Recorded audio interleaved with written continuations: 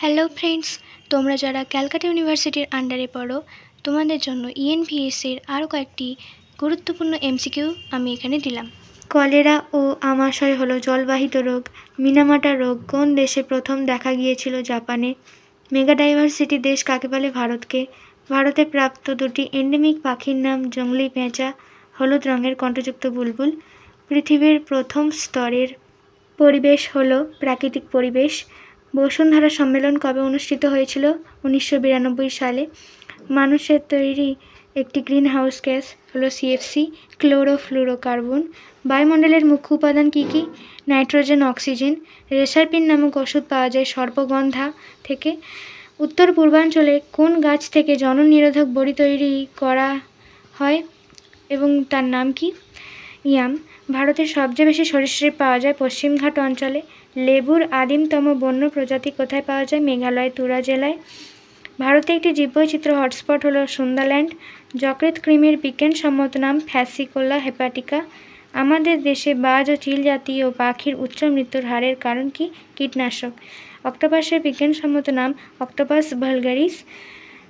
ভারতে বিলুপ্তপ্রায় প্রজাতি হলো সাইকাস। এসপিএম ফুল ফর্ম হচ্ছে suspended particulate matter. GAP full form হচ্ছে গঙ্গা অ্যাকশন প্ল্যান এবং ইউনেস্কোর ফুল ফর্ম হচ্ছে United Nations Educational, Scientific and Cultural Organisation. তোমাদের জন্য ইএনভিএস এর 2 নম্বরের গুরুত্বপূর্ণ কোয়েশ্চেন আমি এখানে দিলাম। পপুলেশন। বিশেষ কোনো ভৌগোলিক অঞ্চলে বসবাসকারী একই প্রজাতিভুক্ত জীবগোষ্ঠীকে পপুলেশন বলে। কোনো বিশেষ বাসস্থানের কোনো প্রজাতিভুক্ত সমস্ত জীবের সমাহারই হলো পপুলেশন বা জনসংখ্যা। Biosphere reserve. ইউনেস্কোর ম্যান অ্যান্ড বায়োস্ফিয়ার রিজার্ভ কর্মসূচির অন্তর্গত যে স্থলজ ও জলজ অঞ্চলে গোটা বাস্তুতন্ত্র ও তার সম্পূর্ণ জীববৈচিত্র্য সংরক্ষিত হয় তাকে বায়োস্ফিয়ার রিজার্ভ বলে। যেমন সুন্দরবন। এক্সিটু সংরক্ষণ। উদ্ভিদ ও প্রাণীর নিজস্ব প্রাকৃতিক আবাসস্থলের বাইরে তাদের সংরক্ষণ করার পদ্ধতিকে এক্সিটু সংরক্ষণ বলে। যেমন জার্ম প্লাজম ব্যাংকে শুক্রাণু ও ডিম্বাণু সংরক্ষণ করা হয়।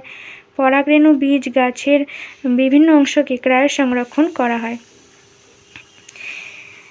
ইনসিটু সংরক্ষণ। প্রাকৃতিক বাসস্থানে অর্থাৎ নিজস্ব পরিবেশে জীববৈচিত্র্য সংরক্ষণকে ইনসিটু সংরক্ষণ বলে।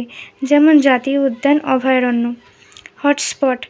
যে সকল অঞ্চলে প্রজাতি বৈচিত্র্য খুব বেশি এবং বেশিরভাগ প্রজাতি সেই অঞ্চলে আঞ্চলিক বা এন্ডেমিক কিন্তু অনিয়মিত ব্যবহারের ফলে ওই সকল প্রজাতি বিপদগ্রস্ত হিসেবে চিহ্নিত, সেই সকল অঞ্চলকে হটস্পট বলে।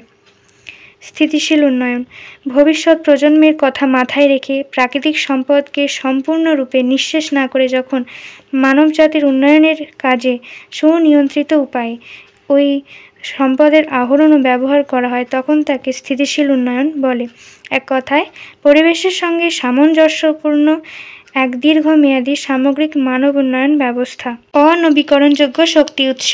যেসব শক্তির উৎস ক্ষয়িষ্ণু ও সঞ্চয়ের ভাণ্ডার সীমিত, পুনরায় নবীকরণ করা সম্ভব নয়, তাদের অনবীকরণযোগ্য শক্তি উৎস বলা হয়। যেমন জীবাশ্ম জ্বালানি। পুনর্নবীকরণযোগ্য শক্তির উৎস। যেসব শক্তির উৎস কখনো শেষ হয় না বা যাদের থেকে বারবার শক্তি আহরণ করা যায় তাদের নবীকরণযোগ্য শক্তি উৎস বলা হয়।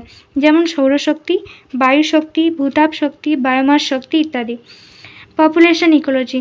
ইকোলজির যে শাখায় একই প্রজাতির জীবগোষ্ঠীর সাথে তার পারস্পরিক পরিবেশের আন্তঃসম্পর্ক এবং একই প্রজাতির জীবের সংখ্যা, বৈশিষ্ট্য, জন্মহার, মৃত্যুহার ইত্যাদি আলোচনা করা হয় তাকে পপুলেশন ইকোলজি বলা হয়।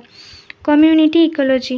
যে বিশেষ শাখায় কোনো নির্দিষ্ট স্থানে যেমন তৃণভূমি, অরণ্য প্রভৃতি অঞ্চলে সমস্ত জীবগোষ্ঠী ও তাদের পরিবেশ সম্পর্কে আলোচনা করা হয় তখন তাকে কমিউনিটি ইকোলজি বলে।